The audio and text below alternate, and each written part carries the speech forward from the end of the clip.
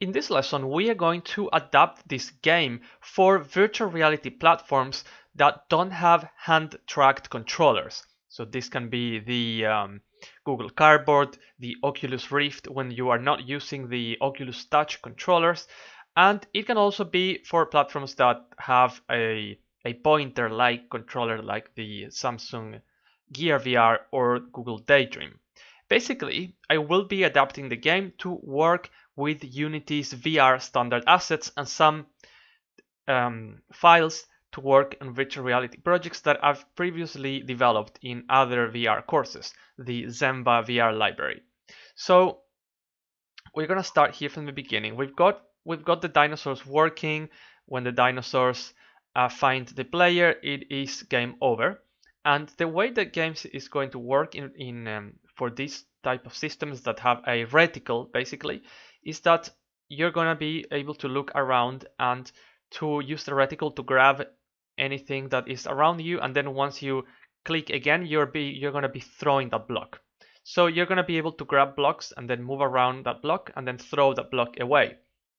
So the very first thing we need to do is position the camera at the height of the player, because at the moment the camera is positioned in 0 pretty much. This actually should be 0 here, and the reason being actually it should be in the origin. Let's put this in the origin. So the reason this is placed in 0 is because in platforms that have hand-tracked controllers, the height of the camera is given by the position of the head-mounted display.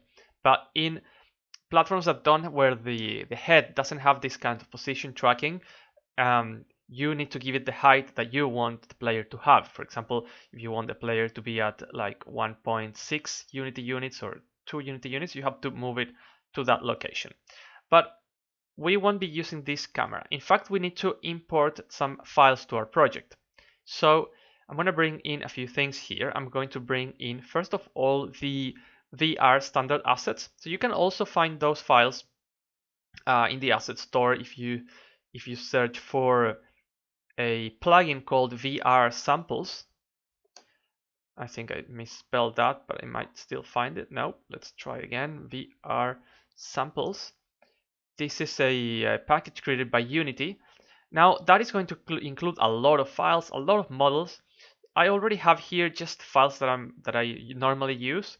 These files have been fished from that other folder, from the plugin. So I'm just going to bring this into my project. And then I'm going to bring in this Zenva VR folder, which includes tools that I've developed for other virtual reality courses, and that will make our life easier here.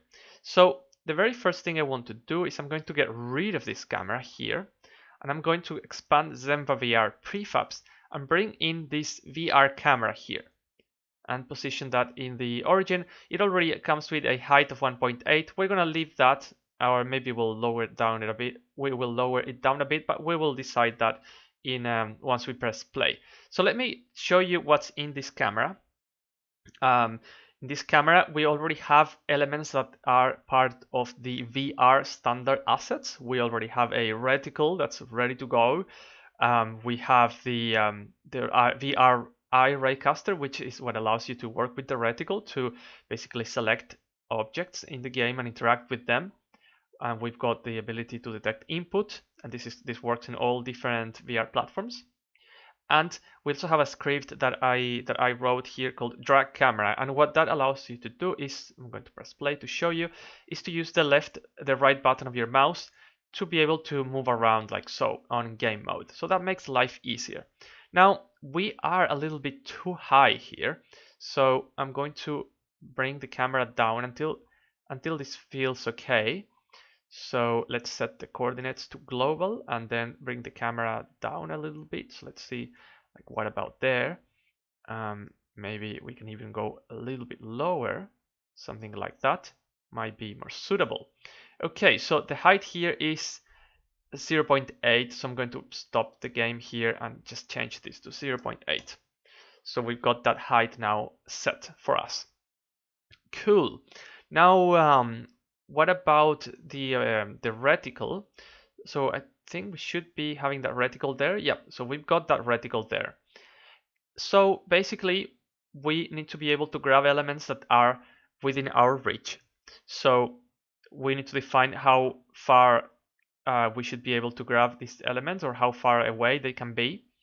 And so I'm going to bring in a cube here just to have an idea of the units. So this is just this one unity unit. So I think if we set this number to, even if it's like 2 units away, that is quite good, because then we can grab anything here in quite a big area, or you can even reduce that to like 1 or 1.5. So we will be using, in order for us to drag objects, we are going to be using another script here from Zenva VR, which is covered in my puzzle game virtual reality course, but I'll give you a quick overview of the script. So this script here, actually the draggable is the one that we need.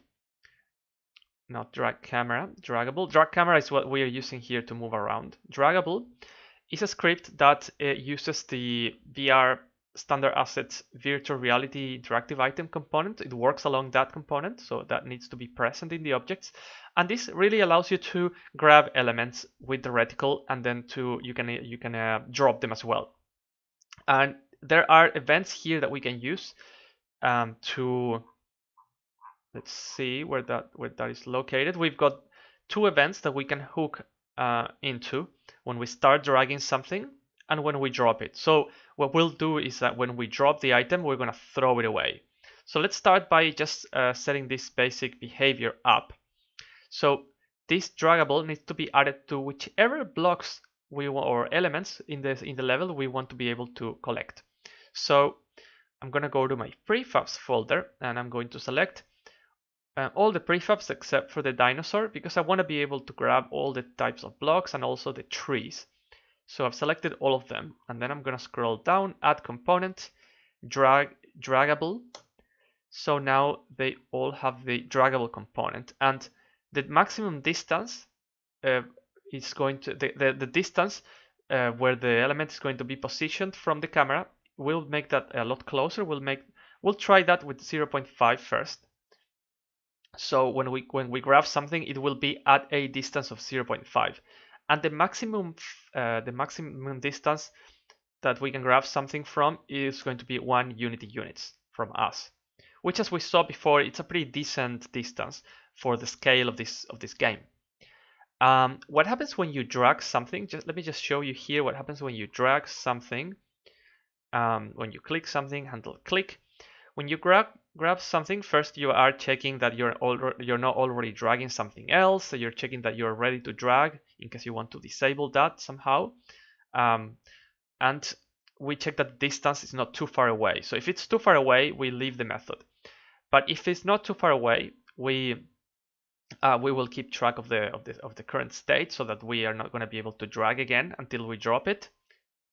In this manner as well, we're going to call an event.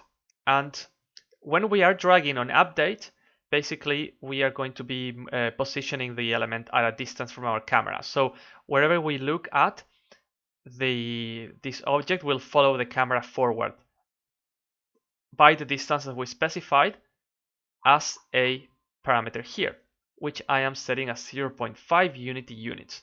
So now that we've given this component to all of these elements here, that will add it to everyone in the level, basically all the buildings and the trees, and see how the VR interactive item script was added automatically, because we were requiring that from within our own script. Okay, so now let's go press play and see what we get. See what this looks like. So I'm gonna press play here, and I'm going to grab one of these, see if I can grab something, if I can click. Yeah, so I'm able to grab this. That is just too far away, so we might need to increase the size a little bit. What happens when I click again? It is just it is dropped. So where is it being dropped? I think it's just being dropped on the floor. So we can go, this is all too far away, so we definitely need to increase the size. So I'm gonna grab this one on the top, and I can drop it again, and it will be dropped at on my current. Let's see where it's being dropped. So I'm not so sure about that. Oh yeah, we're just dropping it off from that point. And the dinosaur has found us, so basically lost the game. So let's see. The camera has, oh, this needs to be triggered, so that's my bad. So I'm gonna also increase the radius a little bit. Now that it's triggered, it should be fine. And the dinosaurs themselves, they should have a little bit more resistance than that. So the maximum magnitude, I'm gonna increase up to 3. Okay, well, let's implement then the throwing part. So I'm gonna add another script here, which I am going to call throwable controller, just throwable. And this is going to be a behavior sort of like draggable, and it will make use of draggable. It will basically require us to have draggable in place. And I'm gonna also place it on the Zenva VR namespace, just because I'll make it in a way that can be reused in other games. So it's the sort of script that I would like to take with me and used in other things as well. So we're going to include the, I'm not sure if we're gonna need this, so I'm not gonna include that. But we do need to have the component draggable. So in order for us to be able to throw something, we need to be able to first collect it, to drag it. So we need the draggable. Now I'm not getting auto completion to work, which is usually the case when when a new file for some reason is not added here. I'm gonna see if pressing refresh works. Sometimes files don't get added, so I go to here, scripts, add existing item, and I make sure to find my newly created script here. And after that, it's all fine. So now I should be able to type require component, and this is of type of draggable, and now we know that we have that draggable component whenever we are doing a throwable component. So I want to get that and place it in a variable.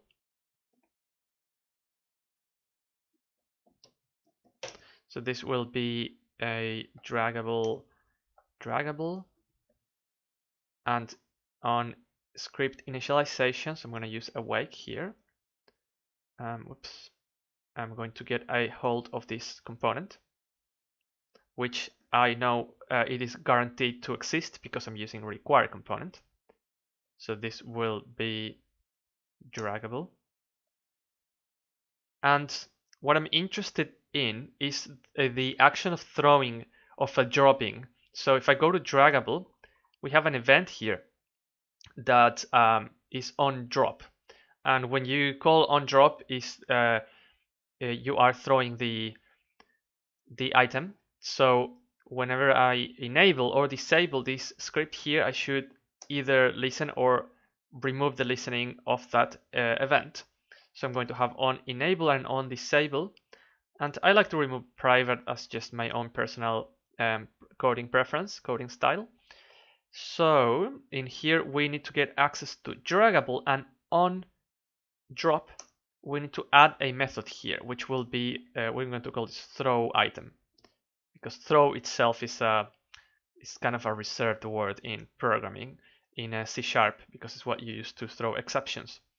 Now this complains that this doesn't exist, because it doesn't exist. So we're going to generate it, and now we can throw the item.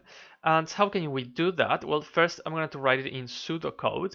So the direction should be calculated. Then once we have the direction, we should get the rigid body of the item that we want to throw, which is the current item, the current game object, and give it a velocity or an impulse. Give it an impulse. So what about let's start with the direction part. The direction will be the forward direction of the camera. So let's create a vector 3 here, and let's call this dir, and this will be camera.main.transform .forward. I'm just putting it in a variable just to make it very explicit. Then we need to get the rigid body of the item and give it an impulse. Then, well, let's create it as a variable, RB, And the rigid body of the item is our current rigid body. So get component rigid body, and we should assume that there is a rigid body. So I'm going to add that as well here, assuming that we have a rigid body. So that we have a rigid body. I'm also going to make sure it's not kinematic, so that it responds to forces. So rb dot is kinematics equals false, and now I'm going to give it an impulse. Rigid body dot add force, then the force will be I'll make it a velocity change type of force. It'll be speed times direction, and force mode will be velocity change. Now the speed needs to be a public variable here. Let's call this throwing speed. Public float speed. Going to set a value of 10 by default, or maybe like 5. We can adjust it later, and that should give us a basic throwing ability. So in Unity here, we're going to select our prefabs, all of them, with the exception of the dinosaur prefab, and we are going to give this the throwable script. So I'm going to give them all the throwable script, and I'm going to press play and see what happens now. So I can move around and I can grab blocks, and if I press click the right click, they get thrown away, but they don't get really far, and the physics simulation seems like a little bit too abrupt. When you are using the drag script camera, it might happen that you grab it and then it's like you can't get rid of it, and then you just press the right button and move, and it will show. But so there are a few things here. Like first is that it falls too quickly with gravity. So what I'm going to do is disable gravity for when you are throwing something, so that it just goes straight ahead like a bullet. And when it comes to the physics simulation, if you want a smoother physics simulation, I'm going to show you what to do as well. You can change the time of the time step, although that will have an impact on CPU usage. So let's start with the first thing, which was to disable the gravity. So in my code here, I'm also going to disable gravity. rb dot use gravity will now be false. So now things will get thrown straight away. So if I try and play this again, I can now. They should be thrown straight ahead. Not sure what is happening. Oh yeah, they are kind of just flowing into space, so that is pretty odd. Let's try again.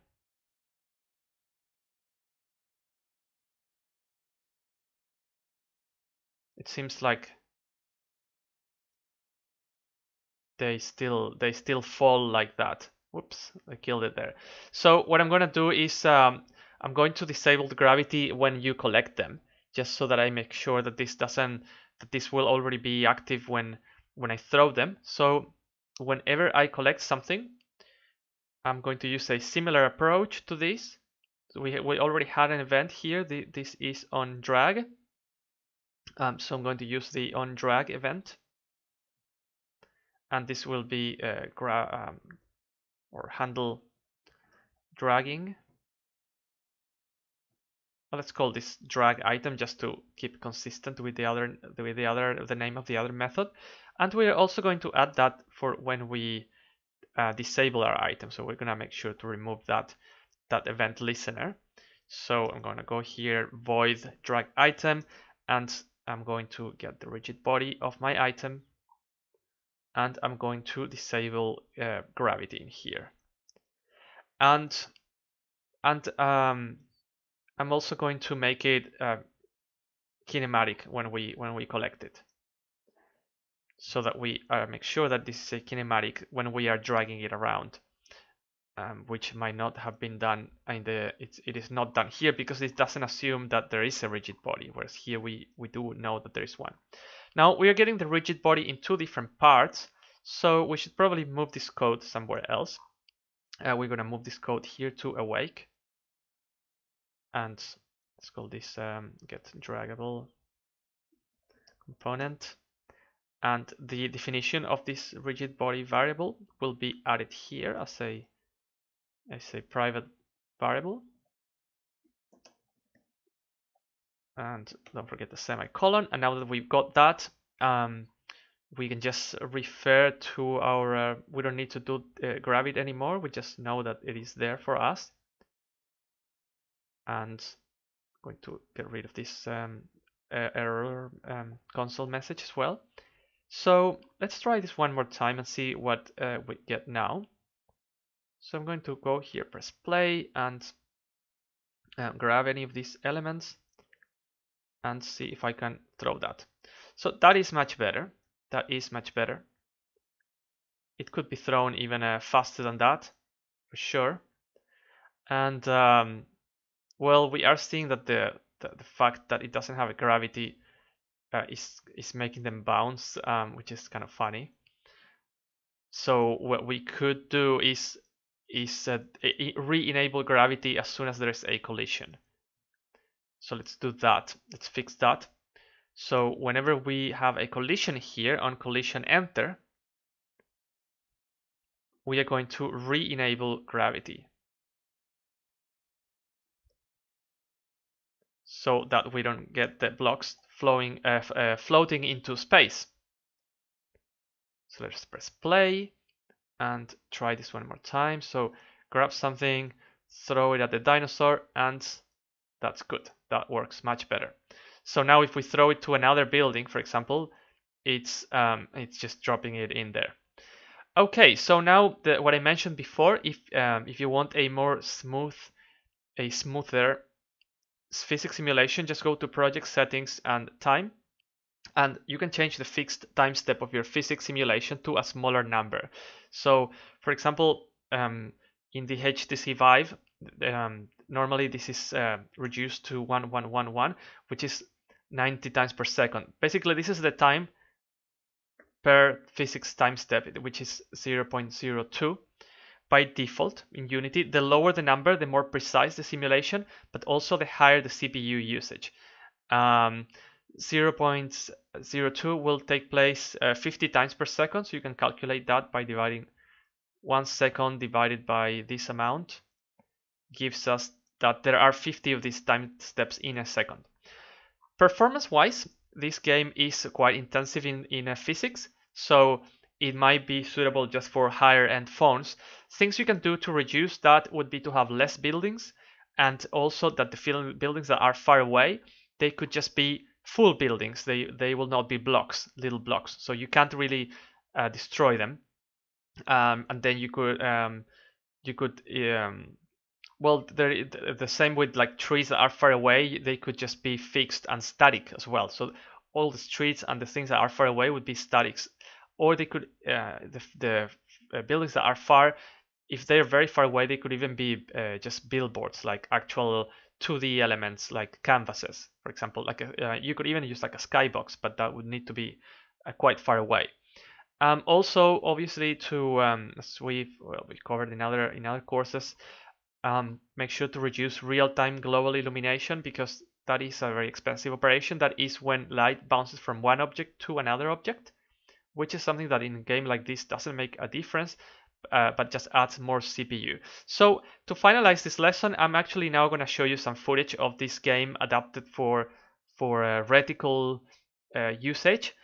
All right, when testing this in virtual reality, everything works fine, but I did find a bug that we need to address. Basically, when we pick something, as you can see, the reticle is on the pivot point, and the pivot point on these blocks is at the very bottom. So the reticle seems to get and lose focus of the blocks. So that looks very confusing when you are moving something around with the headset. As you can imagine, it's as if the reticle targets the block, but then also it targets the horizon at the same time. The solution here will consist on modifying Draggable so that we adjust the position considering that there might be a difference between the center of the object and the pivot point, so that if the pivot point is in one of the corners, we will be sent a bit more to the middle. So I'll calculate a difference here, difference between the pivot point and the center of the renderer. This difference will be a vector 3. Let's call this difference, and it will be transform.position minus the so that is the position of the pivot point minus the position of the center of the renderer. Now, how can we get that? We need to get the renderer first, get component renderer, and then we get bounds, and here center. This gives you the position in space of the center of the renderer. Now, we don't want to be calculating the render so often on each frame, basically. So we are going to cut that and paste it in here. So we're going to add that here as another component that we need to grab. This will be renderer equals get component renderer, and well, renderer itself will be defined here as a public private variable. This will be of type renderer, name renderer with lowercase. So we are declaring it here. Renderer used to be used in older APIs of Unity, so I'm going to call this rend instead, just so that we don't run into any sort of issues. So I'm going to call this rend.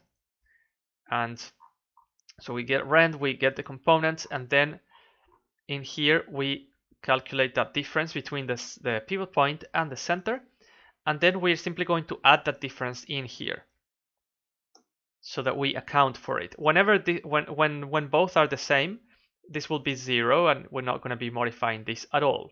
So that's a good thing about using this script in the more projects you use your scripts in, the more that you can polish them and the better they become. So let's go to Unity and try this out. So I'm going to press play there, and I'm going to grab something, and yeah, so now we can grab our blocks from an area that is closer to the center. It is not the exact center here because we are pointing, if you were able to draw a straight line from your camera all the way here, we are actually pointing at the center of the block itself, not the center of this face, but that's fine. That does it for us. I just don't want to be in one of the corners. So let's bring this to maximize view and just play this one last time so that we make sure that it's all working okay in the Oculus Rift, and that means that it will work also on other devices. So that is really cool. I can shoot these things, and I can defeat all the dinosaurs, and we get all this kind of physics as well.